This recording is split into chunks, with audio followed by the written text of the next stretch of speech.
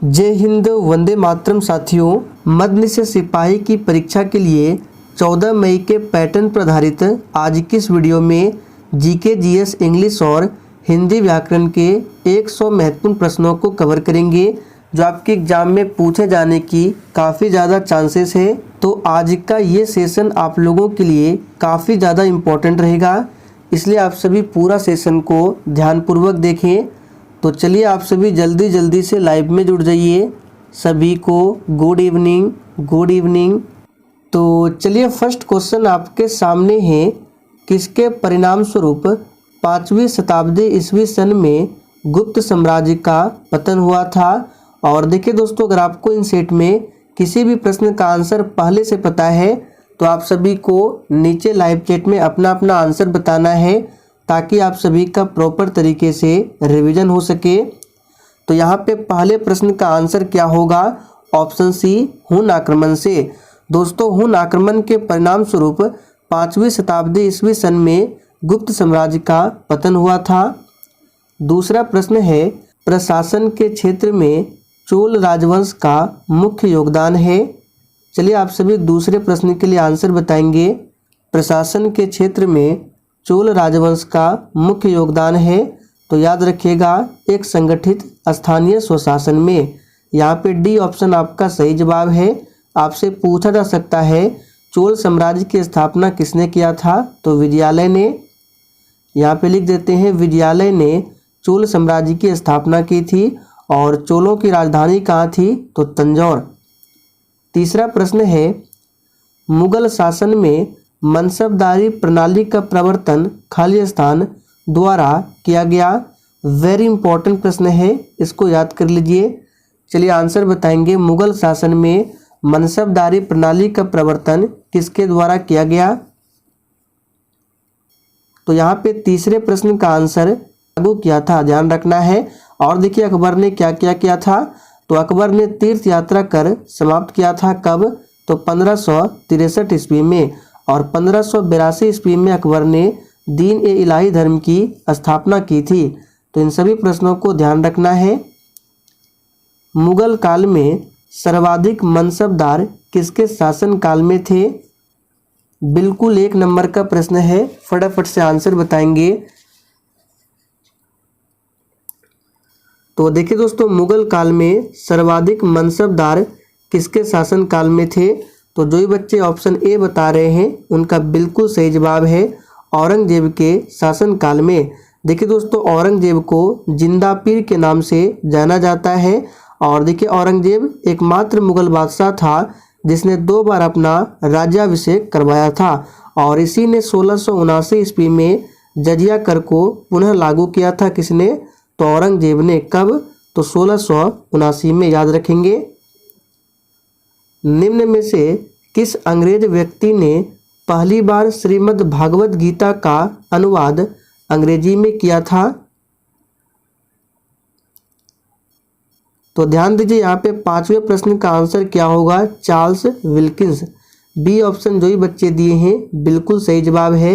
William Jones को याद रखना है। सर विलियम जोन्स ने प्रसिद्ध रचना जो है अभिज्ञान शाकुंतलम, इसका पहली बार अंग्रेजी में अनुवाद किया था। किसने? तो विलियम जोन्स ने। फ्रंटियर गांधी किसे कहा गया था? चलिए आप सभी 6 के लिए आंसर बताएंगे। फ्रंटियर गांधी किसे कहा गया था? और देखिए आज पूरे 1 घंटे की क्लास है जिसमें हम लोग वो सभी इम्पोर्टेंट प्रश्नों को कवर करेंगे जो 14 मई के एग्जाम में पूछे जाने की काफ़ी ज़्यादा चांसेस है। तो बिल्कुल भी आपको सेशन को स्किप नहीं करना है और आपको कहीं भी इधर उधर नहीं जाना है। आज पूरा मैराथन चलेगा। आज हम लोग जीके जीएस का पूरा निचोड़ करेंगे। तो यहाँ पे 6ठे प्रश्न का आंसर क्या होगा? तो खान अब्दुल गफ्फार खान को फ्रंटियर गांधी कहा जाता है। चित्तरंजन दास को देश बंधु की उपाधि दी गई है। गोपाल कृष्ण गोखले की बात करें तो महात्मा गांधी के राजनीतिक गुरु थे और इनको भारत का ग्लैडस्टोन कहा जाता है, गोपाल कृष्ण गोखले को। आगे देखिए, किस गुप्त शासक को विक्रमादित्य की उपाधि दी गई? तो यहाँ पे आंसर क्या होगा? किस गुप्त शासक को विक्रमादित्य की उपाधि दी गई? तो याद रखिएगा चंद्रगुप्त द्वितीय को। यहाँ पे डी ऑप्शन जो ही बच्चे दिए हैं बिल्कुल सही जवाब है। समुद्रगुप्त को भारत का नेपोलियन कहा जाता है और इनके दरबार में रहते थे हरिसेन। सारनाथ का लॉयन कैपिटल किस शासक से संबंधित है? बिल्कुल 1 नंबर का प्रश्न है, फटाफट से आंसर कीजिए। सारनाथ का लॉयन कैपिटल किस शासक से संबंधित है? तो यहाँ पे 8वें प्रश्न का आंसर क्या है? याद रखिएगा अशोक।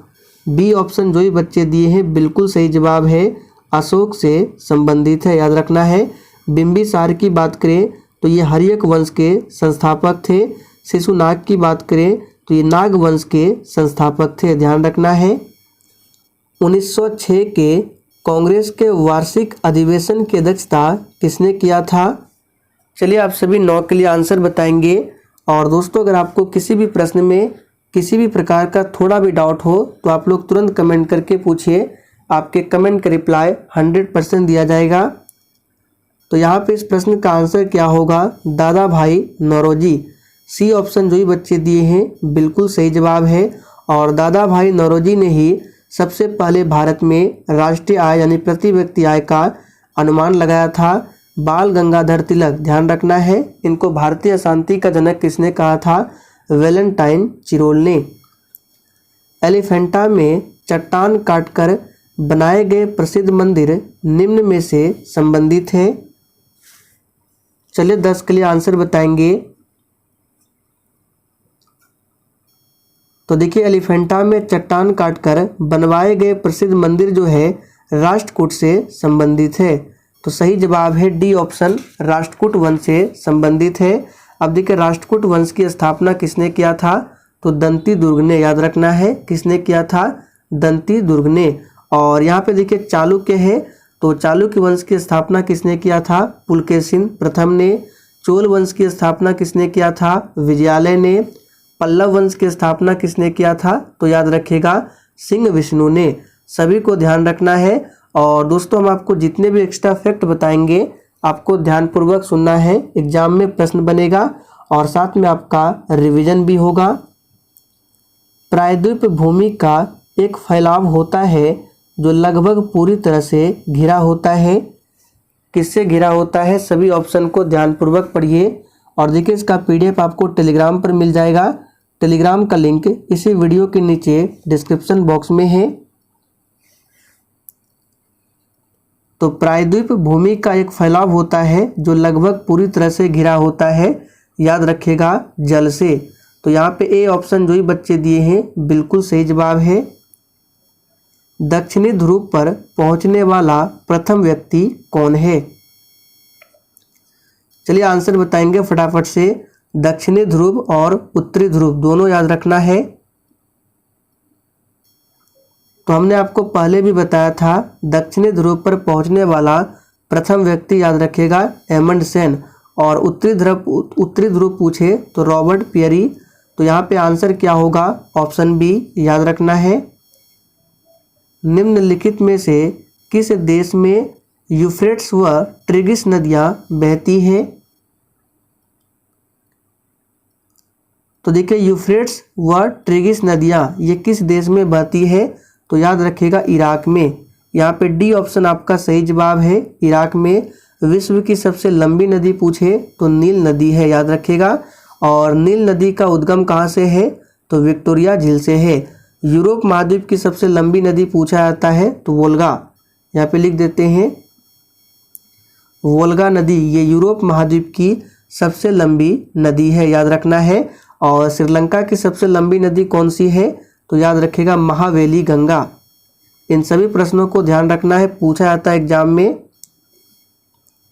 सुएज नहर के खुलते ही खाली स्थान और खाली स्थान के बीच समुद्री यात्रा का मार्ग छोटा हो गया। तो सबसे पहले आपको ध्यान रखना है सुएज नहर जो है ये लाल सागर और भूमध्य सागर को जोड़ती है और इसके खुलते ही लंदन और चेन्नई के बीच समुद्री यात्रा का मार्ग छोटा हो गया।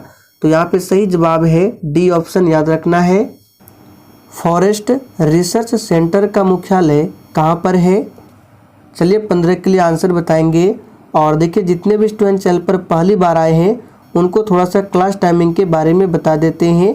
तो देखिए अभी इस चैनल पर मध्य निषेध सिपाही की परीक्षा के लिए 4 क्लास चल रहे हैं और चारों क्लास का जो क्लास टाइमिंग है आपको स्क्रीन पर शो हो रहा होगा, तो आप लोग स्क्रीनशॉट ले लीजिए। तो फॉरेस्ट रिसर्च सेंटर का हेडक्वार्टर है देहरादून में, यहाँ पे डी ऑप्शन आपका सही जवाब है। शिमला में क्या है, तो केंद्रीय आलू अनुसंधान संस्थान है शिमला में, याद रखिएगा।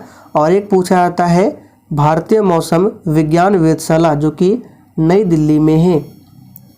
सिंह, जिराफ, बाइसन जैसे जानवर खाली स्थान में पाए जाते हैं। बिल्कुल एग्जाम में छपने वाला प्रश्न है, आंसर बताएंगे। तो देखिए दोस्तों, सिंह, जिराफ, बाइसन जैसे जानवर जो है पर्णपाती वन में पाए जाते हैं। और याद कीजिए हमने आपको बताया था साल और सागौन जो वृक्ष है इसी पर्णपाती वन के वृक्ष है, तो इसे जरूर ध्यान रखेंगे। इनमें से कौन सा सही नहीं है, सभी ऑप्शन को ध्यानपूर्वक पढ़िए। और दोस्तों अगर आपको ये सेशन थोड़ा भी पसंद आ रहा है तो प्लीज़ आप सभी सेशन को दिल से एक बार ज़रूर लाइक करेंगे। तो इनमें से कौन सा सही नहीं है, बी ऑप्शन चना खरीफ, ये सही नहीं है क्योंकि चना जो है ये खरीफ की नहीं रबी की फसल है, ध्यान रखेंगे। निम्नलिखित में से कौन सी कृषि विधा इको फ्रेंडली है, चलिए आंसर बताएंगे। कौन सी कृषि विधा इको फ्रेंडली है, तो याद रखिएगा ऑप्शन ए ऑर्गेनिक फार्मिंग, ये क्या है, इको फ्रेंडली है। तो ए ऑप्शन जो ही बच्चे दिए हैं बिल्कुल सही जवाब है। प्राकृतिक कारणों से चट्टानों का टूटना क्या कहलाता है, चलिए 19 के लिए फटाफट से आंसर बताएंगे। देखिए दोस्तों, प्राकृतिक कारणों से चट्टानों का जो टूटना है वो अपक्षय कहलाता है। क्या कहलाता है, अपक्षय। तो देखिए ऑप्शन में नहीं दिया हुआ है, सही जवाब है डी ऑप्शन, इनमें से कोई नहीं। निम्न में से कौन कार्बोहाइड्रेट नहीं देता है। और दोस्तों इस प्रैक्टिस सेट में आपके जितने भी प्रश्न सही होंगे आपको सेशन के लास्ट में कमेंट करके अपना अपना स्कोर जरूर बताना है, मैं सभी के स्कोर को चेक करूंगा। तो कौन कार्बोहाइड्रेट नहीं देता है, पालक, क्योंकि पालक जो है ये आयरन का प्रमुख स्रोत है। निम्नलिखित में से कौन सा आंध्र प्रदेश का एक शास्त्रीय नृत्य है, चलिए किसके लिए आंसर बताएंगे। और हमने आपको बताया था भारत में कुल 8 शास्त्रीय नृत्य है, कौन कौन से हैं, चलिए एक बार बता देते हैं, आपका रिवीजन हो जाएगा।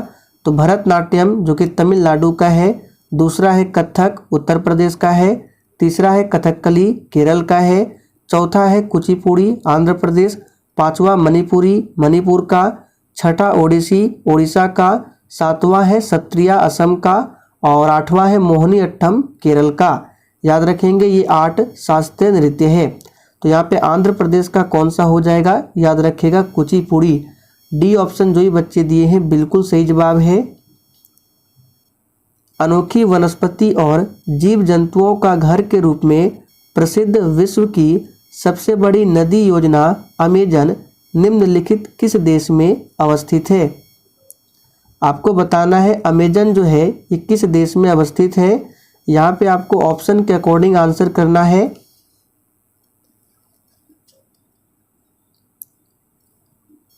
तो इस प्रश्न का सही आंसर है बी ऑप्शन, ब्राजील में।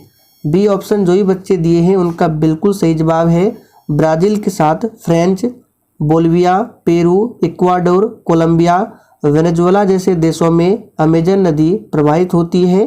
दुनिया की सबसे लंबी नदी कौन सी है, नील नदी है। नील नदी अफ्रीका में विक्टोरिया झील से निकलकर भूमध्य सागर में गिरती है।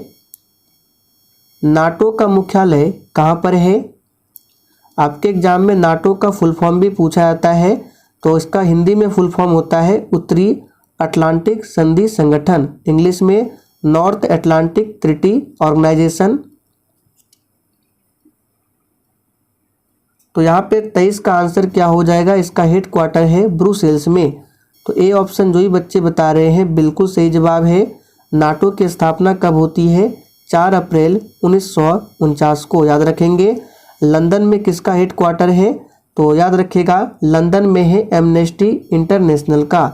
न्यूयॉर्क में किसका हेडक्वार्टर है? यूनिसेफ का मुख्यालय न्यूयॉर्क में है। फ्रांस की राजधानी पेरिस में यूनेस्को का हेडक्वार्टर है। अंतर्राष्ट्रीय सर्व क्षमा, चलिए आंसर बताएंगे क्या है।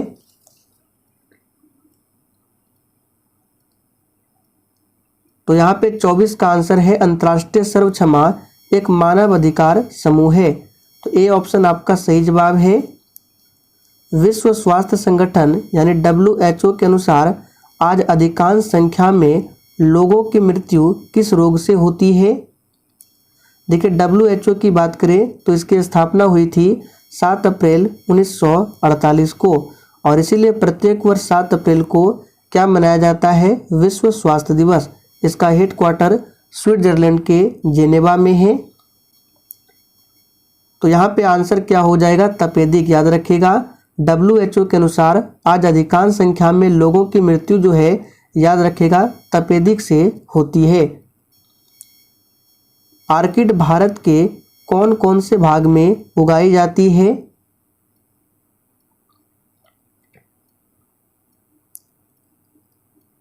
तो देखिए आर्किड भारत के ठंडे और घाटी क्षेत्र वाले भाग में उगाई जाती है।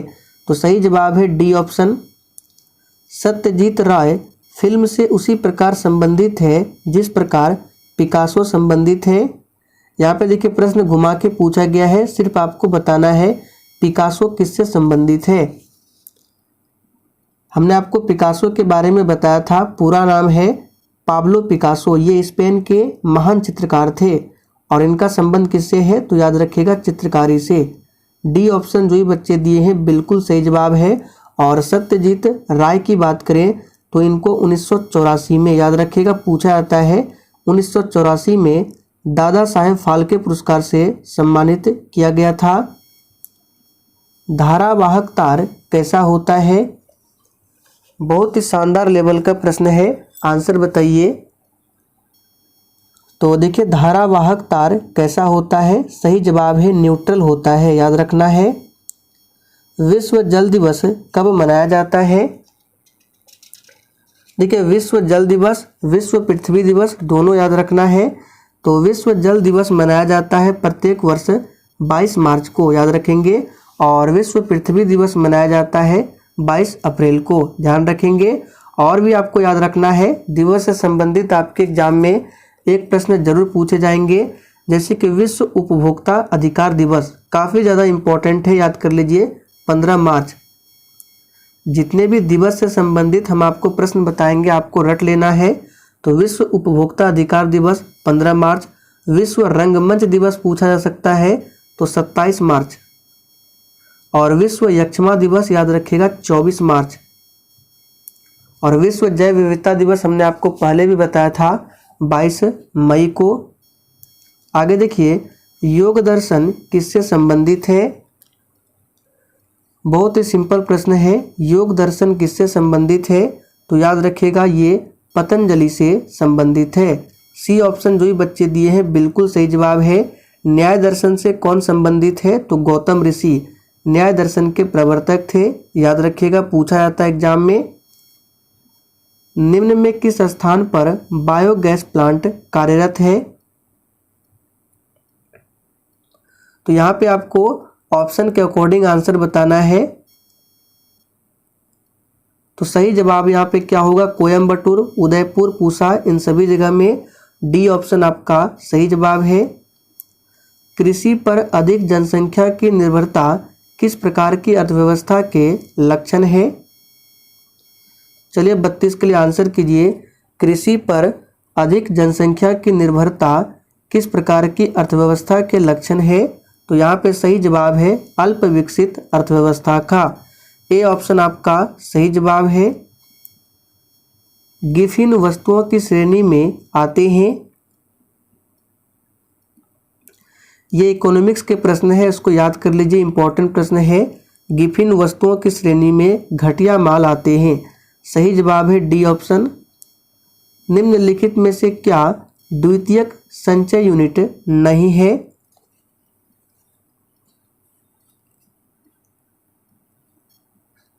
तो यहाँ पे आंसर हो जाएगा रैम। रैम जो है ये द्वितीयक संचयक यूनिट नहीं है। रैम इस तरह से लिखा जाता है, इसका फुल फॉर्म भी पूछा जा सकता है, तो याद रखिएगा इसका फुल फॉर्म होता है रैंडम एक्सेस मेमोरी। और एक होता है रोम, इसका फुल फॉर्म क्या होता है, तो रीड ओनली मेमोरी। दोनों को याद रखना है। सरदार वल्लभ भाई इंस्टीट्यूट ऑफ टेक्सटाइल मैनेजमेंट की स्थापना कहाँ पर की गई? देखिए, सरदार वल्लभ भाई पटेल को भारत का लौह पुरुष के नाम से जाना जाता है और भारत का बिस्मार्क भी कहा जाता है। और इन्हीं के जन्म दिवस पर प्रत्येक वर्ष 31 अक्टूबर को याद रखिएगा एकता दिवस मनाया जाता है। तो यहाँ पे 35 का आंसर क्या हो जाएगा, कोयम्बटूर में स्थित है। कोयम्बटूर को दक्षिण भारत का मैनचेस्टर कहा जाता है, अहमदाबाद को भारत का मैनचेस्टर और कानपुर को उत्तर भारत का मैनचेस्टर। संघ लोक सेवा आयोग के सदस्य अपना इस्तीफा किसे सौंपते हैं?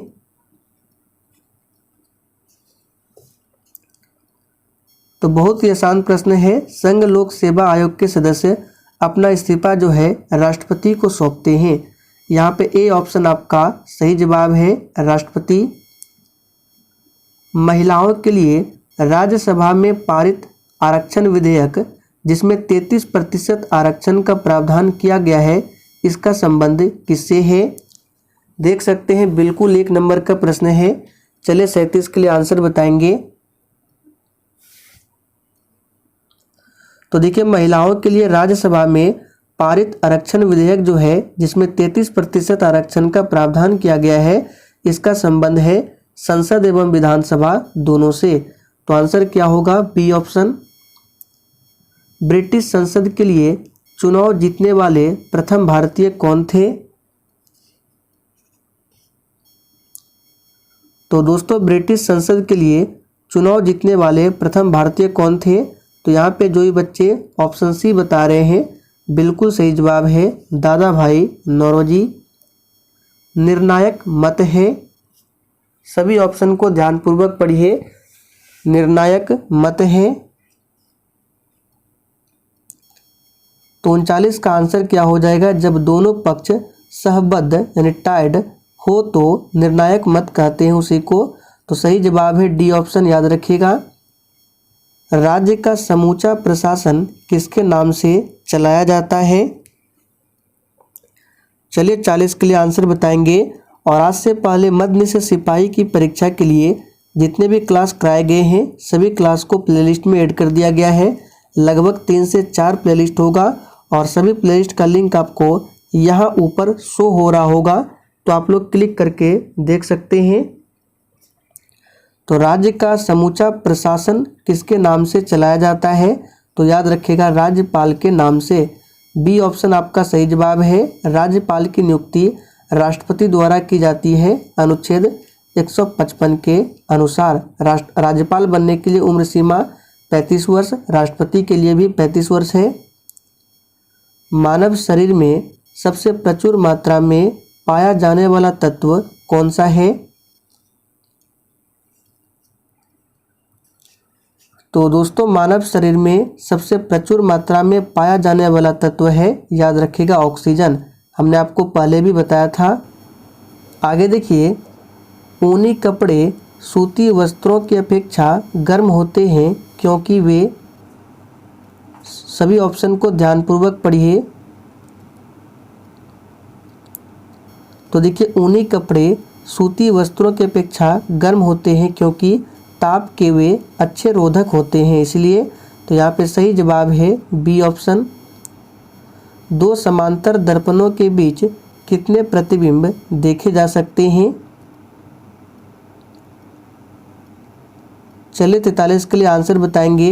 देखिए, जब 2 समांतर दर्पण हो आमने सामने तो इसके बीच जो प्रतिबिंब बनेगा अनंत। तो इसको याद कर लेना है, एग्जाम में पूछा जा सकता है कितना बन सकता है, तो अनंत। जब किसी उदासीन धातु के गोले को धनात्मक रूप से आवेशित कांच की छड़ के संपर्क से आवेशित किया जाए तो यह गोला क्या करेगा? तो देखिए, जब किसी उदासीन धातु के गोले को धनात्मक रूप से आवेशित कांच की छड़ के संपर्क से आवेशित किया जाता है तो यह गोला इलेक्ट्रॉन गंवाएगा। तो आंसर क्या होगा? ए ऑप्शन, इलेक्ट्रॉन गंवाएगा। रात्रि को आकाश में कौन सा ग्रह लाल दिखता है? यानी कि सिंपली आपसे पूछा जा रहा है लाल ग्रह किसे कहा जाता है। तो ये सबसे आसान प्रश्न है, मंगल ग्रह को लाल ग्रह कहा जाता है, याद रखिएगा। बुध ग्रह की बात करें तो सूर्य से सबसे नज़दीक ग्रह है बुध ग्रह, और सौरमंडल का सबसे छोटा ग्रह है बुध ग्रह। और हमारे सौरमंडल में दो ऐसे ग्रह हैं, बुध और शुक्र, जिनके पास कोई भी प्राकृतिक उपग्रह नहीं है। बृहस्पति ग्रह सौरमंडल का सबसे बड़ा ग्रह है। शनि ग्रह याद रखना है, टाइटन पूछा जाता है। टाइटन किसका उपग्रह है? तो शनि का। सौरमंडल का सबसे गर्म ग्रह पूछे तो शुक्र ग्रह है। सूर्य की किरण में कितने रंग होते हैं? देखिए दोस्तों, हमारा जो सन है ये एक गैसों का गोला है। इसमें मुख्य रूप से दो गैसें होती है, हाइड्रोजन और हीलियम। और हमारा सन जो है ये नाभिकीय संलयन के सिद्धांत पर कार्य करता है। और सूर्य की किरण में कितने रंग होते हैं? तो आप सभी जानते हैं 7 रंग होते हैं। दो वेक्टर जिनका मान अलग है, चलिए आंसर बताएंगे क्या होगा। दो वेक्टर जिनका मान अलग है, तो देखिए दो वेक्टर जिनका मान अलग है उनका परिणामी शून्य नहीं हो सकता। तो आंसर क्या होगा? C option. जब भी दो वेक्टर जिनका मान अलग दिया हो तो उनका परिणामी जो है शून्य नहीं हो सकता, याद रखिएगा। प्राकृतिक गैस के बारे में निम्नलिखित में से कौन से कथन असत्य है? सभी ऑप्शन को ध्यानपूर्वक पढ़िए। यहाँ पे असत्य पूछा गया है। देखिए इसका प्रयोग यानी प्राकृतिक गैस का प्रयोग ईंधन के तौर पर किया जाता है, ये बिल्कुल सत्य है। यह गैसीय हाइड्रोकार्बन का मिश्रण है, ये भी सही है। इसका प्रयोग उर्वरकों के निर्माण में किया जाता है, ये भी बिल्कुल सही है। यह CO तथा H2 का मिश्रण है, जो कि बिल्कुल गलत है, याद रखना है। प्राकृतिक गैस जो है ये कार्बन मोनोऑक्साइड और हाइड्रोजन का मिश्रण नहीं है, ध्यान रखेंगे। प्राकृतिक गैस एक रंगहीन, गंधहीन, पर्यावरण अनुकूल ऊर्जा के स्रोत है, ध्यान रखना है। हाइड्रोकार्बन के प्राकृतिक स्रोत क्या है? तो दोस्तों हाइड्रोकार्बन के प्राकृतिक स्रोत क्या है? तो कच्चा तेल। यहाँ पे ए ऑप्शन आपका सही जवाब है। कोयला की बात करें तो सबसे उच्चतम कोटि का कोयला कौन सा है?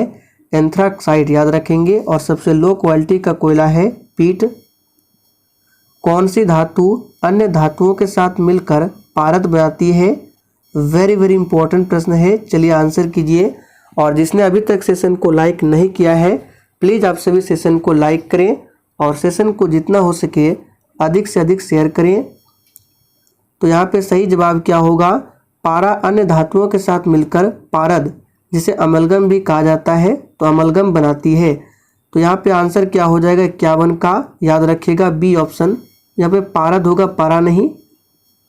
यहाँ पे लिख देते हैं पारद, जिसे अमलगम भी कहा जाता है। तो सही जवाब है पारद। आगे देखिए, निम्नलिखित में से कौन विद्युत का सबसे अच्छा चालक है? चलिए 52 के लिए आंसर बताएंगे। तो हमने आपको प्रैक्टिस सेट में पहले भी बताया था, सबसे अच्छा विद्युत का चालक होता है चांदी, यानी कि सिल्वर। डी ऑप्शन आपका सही जवाब है। निम्न में से किस प्रशीतक का उपयोग आजकल नहीं होता है?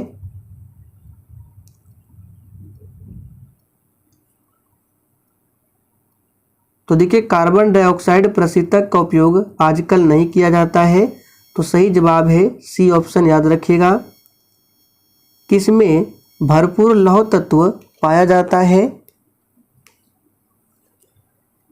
चलिए 54 के लिए आंसर बताएंगे, किसमें भरपूर लौह तत्व पाया जाता है? तो याद रखिएगा हरी सब्जियां, हरी सब्जियों में भरपूर लौह तत्व पाया जाता है। निम्नलिखित में से अंकुरन के लिए सामान्यतः किसकी आवश्यकता नहीं होती है? इस प्रश्न को याद कर लीजिए, आपके एग्जाम में आने की काफ़ी ज़्यादा चांसेस है। तो सबसे पहले आपको ध्यान रखना है बीज के अंकुरन के लिए क्या क्या चाहिए? पानी चाहिए ऑक्सीजन चाहिए और तापमान चाहिए। तो यहाँ पे देखिए पानी दिया हुआ है, हवा यानी ऑक्सीजन है और ताप यानी तापमान। प्रकाश की ज़रूरत नहीं होती है बीज के अंकुरण के लिए। तो याद रखेंगे बी ऑप्शन आपका सही जवाब है। निम्नलिखित में से सर्वाधिक तीव्र गति से विसरण कौन करता है? चलिए 56 के लिए आंसर बताएंगे। सर्वाधिक तीव्र गति से विसरण कौन करेगा? तो बहुत ही आसान प्रश्न है, गैस। यहाँ पे बी ऑप्शन आपका सही जवाब है। ठोस कार्बन डाइऑक्साइड को क्या कहते हैं?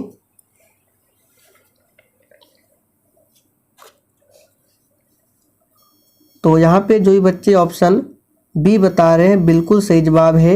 शुष्क बर्फ को ही ठोस कार्बन डाइऑक्साइड कहा जाता है।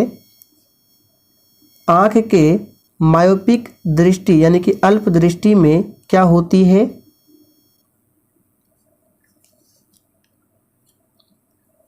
तो देखिए आँख के मायोपिक दृष्टि में रेटिना के सम्मुख प्रकाश किरणें केंद्रित होती है। तो यहाँ पे आंसर क्या होगा? रेटिना के सम्मुख प्रकाश किरणें केंद्रित होती है, याद रखिएगा। और आँख में जो प्रतिबिंब बनता है कहाँ पर बनता है? रेटिना पर यानी दृष्टि पटल पर। कैसा बनता है? याद रखिएगा वास्तविक और उल्टा। आगे बढ़ते हैं। सामान्यतः वायरस निम्नलिखित को छोड़कर समस्त पौधे को संक्रमित करता है। यानी इन चारों ऑप्शन में से किसको छोड़कर वायरस जो है ये समस्त पौधों को संक्रमित करता है? तो याद रखिएगा तनाग्र को छोड़कर बाकी सभी पौधे को ये संक्रमित करता है। इंसुलिन स्रावित होती है। तो बहुत ही आसान प्रश्न है। इंसुलिन की कमी से कौन सी बीमारी होती है? मधुमेह, जिसको डायबिटीज भी कहा जाता है। और प्रत्येक वर्ष पूछा जाता है। विश्व मधुमेह दिवस 14 नवंबर को मनाया जाता है और इस दिन बाल दिवस भी मनाया जाता है। तो इंसुलिन कहाँ से स्रावित होती है? याद रखिएगा पेनक्रियाज यानी कि अग्नाशय से। तो सही जवाब है ए ऑप्शन। यकृत ग्रंथि मानव शरीर की सबसे बड़ी ग्रंथि है। अब देखिए इंग्लिश के प्रश्न है। Choose the word which is most nearly the same in meaning. यहाँ पे देखिए जो वर्ड लिखा गया है इसका सेम मीनिंग आपको बताना है। तो सबसे पहले समझ लीजिए ये जो मीनिंग लिखा गया है इसका मतलब होता है कंजूसी और इसका सेम मीनिंग वाला शब्द है इकोनॉमी। तो यहाँ पे आंसर क्या होगा? देखिए ए ऑप्शन में है इकोनॉमी, याद रखिएगा। Choose the word opposite in meaning to given word. Reject का आपको अपोजिट बताना है। रिजेक्ट का मतलब क्या होता है? अस्वीकार करना और इसका अपोजिट क्या होगा? स्वीकार करना। तो सबसे आसान प्रश्न है, यहाँ पे हो जाएगा एक्सेप्ट। रिजेक्ट का क्या होगा? Accept. Fill in the blank with suitable preposition. यहाँ पे प्रीपोजिशन आपको भरना है। सिगरेट, स्मोकिंग इज इंजुरियस, खाली स्थान, हेल्थ। देखिए आप लोगों ने 10th क्लास में इस तरह के सेंटेंस बनाए होंगे। बहुत ही आसान प्रश्न है और आप लोगों ने पढ़ा होगा जिस भी सेंटेंस में इंजुरियस वर्ड का प्रयोग होता है उसके साथ क्या लगता है? टू लगता है। तो याद रखना यहाँ पे क्या होगा? Cigarette smoking is injurious to health. तो आंसर होगा ए ऑप्शन। देखिए 64 नंबर में है वन वर्ड यानी कि अनेक शब्दों के बदले आपको एक शब्द बताना है। तो यहाँ पे दिया हुआ है ए पीरियड ऑफ 100 ईयर्स। तो इसका मतलब क्या होता है? ए पीरियड ऑफ 100 ईयर्स का मतलब होता है सेंचुरी यानी कि 100 साल। तो आंसर होगा बी ऑप्शन। अशुद्ध वर्तनी वाले शब्दों का चुनाव करें। अब देखिए हिंदी व्याकरण के प्रश्न है। इन चारों ऑप्शन में से बताना है कौन सा अशुद्ध लिखा गया है। तो देखिए अमावस्या जो है ये अशुद्ध लिखा गया है। अमावस्या इस तरह से होता है, यहाँ पे लिख देते हैं अमावस्या ये होता है। चयन शब्द में संधि के सही नाम का चयन करें। यानी कि आपको चयन शब्द में कौन सी संधि है आपको बताना है। तो सबसे पहले चयन का विग्रह करेंगे, क्या होगा संधि विग्रह? चे जोड़ अन। तो यहाँ पे ए है और आ है, तो किस संधि का ये रूल है? तो आप लोगों ने पढ़ा होगा आयादी स्वर संधि में। जब संधि करते समय ए, अय, ओ औ के बाद अन्य कोई स्वर आए तो दोनों के स्थान पर अय हो जाता है। तो यहाँ पे देखिए चे जोड़ अन क्या हो गया, चयन। तो ये कौन से संधि का उदाहरण है, अयादि स्वर संधि। तू डाल डाल मैं पात पात लोकोक्ति के सही अर्थ का चयन करे। तो इसका आंसर क्या हो जाएगा, ऑप्शन ए, एक से एक बढ़कर चालाक होना। तो यहाँ पे ए ऑप्शन आपका सही जवाब है। पत्थर का पर्यायवाची शब्द क्या है, तो पत्थर का पर्यायवाची होता है पाहन, पाषाण, शिला, प्रस्तर। तो यहाँ पे बी ऑप्शन में दिया हुआ है पाषाण। अमित अमित शब्द का श्रुति संभिन्नार्थक शब्द क्या है, यानी इस अमित का मतलब क्या है और इस अमित का मतलब क्या है आपको बताना है।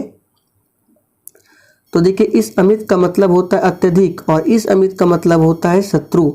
तो यहाँ पे आंसर होगा सी ऑप्शन। जिस पर मुकदमा चल रहा हो वाक्यांश के लिए एक शब्द क्या होगा, तो दोस्तों जिस पर मुकदमा चल रहा हो उसके लिए है अभियुक्त। तो सही जवाब है डी ऑप्शन, अभियुक्त। आगे देखिए, जनगणना 2011 के अनुसार किस केंद्र शासित प्रदेश का लिंगानुपात सबसे कम है। चलिए फटाफट से आंसर बताएंगे। जनगणना 2011 के अनुसार किस केंद्र शासित प्रदेश का लिंगानुपात सबसे कम है। तो दोस्तों यहाँ पे सही जवाब है दमन और दीव, याद रखना है। यहाँ पे केंद्र शासित पूछा गया है और राज्य पूछे तो हरियाणा, और सबसे अधिक पूछे राज्य में तो केरल है। चार्ल्स विल्किंसन का भगवद गीता का अंग्रेजी संस्करण पहले किस वर्ष में प्रकाशित किया गया था। चलिए फटाफट से आंसर बताएंगे। तो देखिए चार्ल्स विल्किंसन के भगवद गीता का अंग्रेजी संस्करण पहले वर्ष 1785 में प्रकाशित किया गया। तो सही जवाब है सी ऑप्शन, याद रखिएगा। चार्ल्स विल्किंसन कौन था, तो ईस्ट इंडिया कंपनी का एक कर्मचारी था। नाइचो किस देश की गुप्तचर संस्था है। तो देखिए नाइचो जो है ये जापान की गुप्तचर संस्था है। सही जवाब है सी ऑप्शन। एक पूछा जाता है अल मुखबरात जो कि इराक की गुप्तचर संस्था है। मगध की राजधानी कौन सी थी। चलिए 64 के लिए आंसर बताएंगे। मगध की राजधानी कौन सी थी, तो याद रखिएगा ग्रीव्रज या राजगिरी। सैंधव सभ्यता का महानगर स्नानागार कहाँ से प्राप्त हुआ है। चलिए 65 के लिए आंसर बताएंगे। तो देखिए मैक्सिमम चीज़ें जो मिली है मोहनजोदड़ो से। तो आपको याद रखना है ए ऑप्शन। मोहनजोदड़ो की खोज 1922 में राखल दास बनर्जी ने किया था और ये अभी वर्तमान में पाकिस्तान के सिंध प्रांत के सिंधु नदी के किनारे बसा हुआ है। इसका शाब्दिक अर्थ होता है मृतकों का टीला। लोथल कहाँ पर है, तो गुजरात में भगवा नदी के किनारे। हड़प्पा की खोज 1921 में दयाराम साहनी ने किया था और ये रावी नदी के किनारे है। कालीबंगा कहाँ है, आप लोग कमेंट करके बताइए। शिवाजी ने किस वर्ष छत्रपति की उपाधि धारण की थी। तो शिवाजी ने किस वर्ष छत्रपति की उपाधि धारण की थी। यहाँ पे सही जवाब है 1674 में, याद रखेंगे। कब, 1674 में। 1857 के विद्रोह के समय भारत का गवर्नर जनरल कौन था। देखिए 1857 की क्रांति की शुरुआत 10 मई से होती है उत्तर प्रदेश के मेरठ से और इसके समय गवर्नर जनरल कौन था, तो लॉर्ड कैनिंग। यहाँ पे सी ऑप्शन आपका सही जवाब है। भारत का पहला समाचार पत्र कौन था, तो भारत का पहला समाचार पत्र था द बंगाल गजट। वर्ष 1780 में जेम्स ऑगस्टस हिक्की के द्वारा अंग्रेजी भाषा में संपादित ये बंगाल गजट भारत का पहला समाचार पत्र था। याद रखिएगा ये किस भाषा में, तो अंग्रेजी भाषा में। किसने प्रकाशित किया था, तो जेम्स ऑगस्टस हिक्की। कब, तो 1780 में। रामकृष्ण मिशन की स्थापना किसने किया था। तो दोस्तों रामकृष्ण मिशन की स्थापना किसने किया था? तो यहाँ पे सही जवाब क्या होगा, याद रखिएगा, स्वामी विवेकानंद ने। कब? तो 1897 में किया था। और स्वामी विवेकानंद का मूल नाम क्या था? तो नरेंद्र नाथ दत्त, इसे भी ध्यान रखेंगे। 1857 के स्वतंत्रता संग्राम से संबंधित प्रथम घटना कौन सी थी? तो सही जवाब है सैनिकों का दिल्ली के लाल किले पर पहुंचना। यहाँ पे सही जवाब है सी ऑप्शन। शुद्ध अद्वैतवाद का प्रतिपादन किसने किया था? तो याद रखिएगा ये क्या था, वल्लभाचार्य ने। यहाँ पे बी ऑप्शन सही जवाब है, वल्लभाचार्य ने। आगे देखिए, भारत के अक्षांशीय विस्तार में लगभग कितने डिग्री का अंतर है? तो दोस्तों भारत के अक्षांशीय विस्तार में लगभग कितने डिग्री का अंतर है? तो याद रखिएगा यहाँ पे सही जवाब है 30 डिग्री का अंतर है। निम्नांकित में किसका जनसंख्या घनत्व सबसे कम है? तो सबसे जनसंख्या घनत्व कम किसका है? अरुणाचल प्रदेश का, याद रखिएगा। और सबसे अधिक पूछे तो अपना बिहार का है। और केंद्र शासित में सबसे अधिक पूछे तो दिल्ली है, याद रखना है। भोपाल गैस त्रासदी किस वर्ष हुई थी?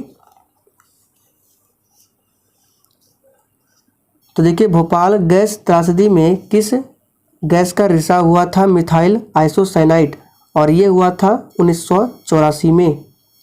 भारत में कॉफ़ी का अधिकतम उत्पादन करने वाले राज्य का नाम क्या है?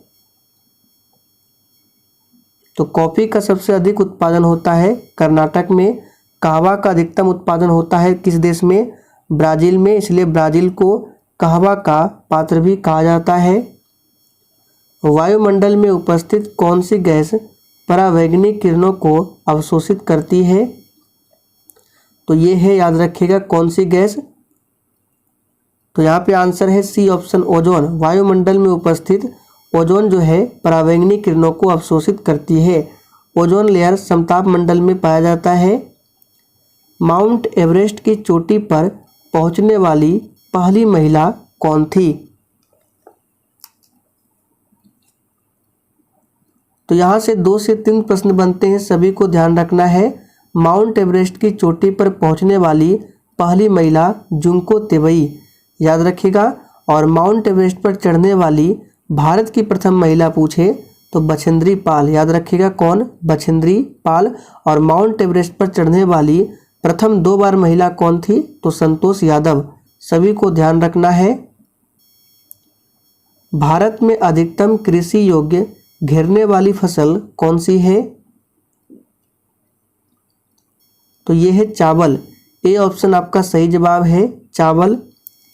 पर्यावरणीय प्रदूषण को किसके द्वारा नियंत्रित किया जा सकता है?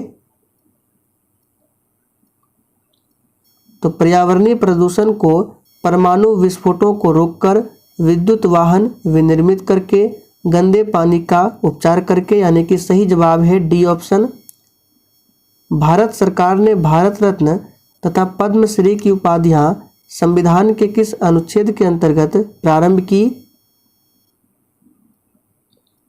तो ये प्रारंभ किया अनुच्छेद 18 के अंतर्गत। आगे देखिए, अनुच्छेद 14 में क्या है? तो विधि के समक्ष समानता का अधिकार है। और अनुच्छेद 25 में क्या है? तो स्वेच्छा से किसी भी धर्म को स्वीकार करने का अधिकार है, अनुच्छेद 25 में। राष्ट्रपति को कौन सलाह एवं मंत्रणा देता है? तो राष्ट्रपति को कौन सलाह एवं मंत्रणा देता है? तो संघीय मंत्री परिषद, याद रखिएगा। भारत में लोकसभा के सदस्यों की अधिकतम संख्या कितनी निर्धारित है? चलिए इस प्रश्न को आपके लिए छोड़ रहे हैं, इसका आंसर आपको कमेंट बॉक्स में बताना है। तो दोस्तों आज के लिए इतना ही, तब तक के लिए जय हिंद।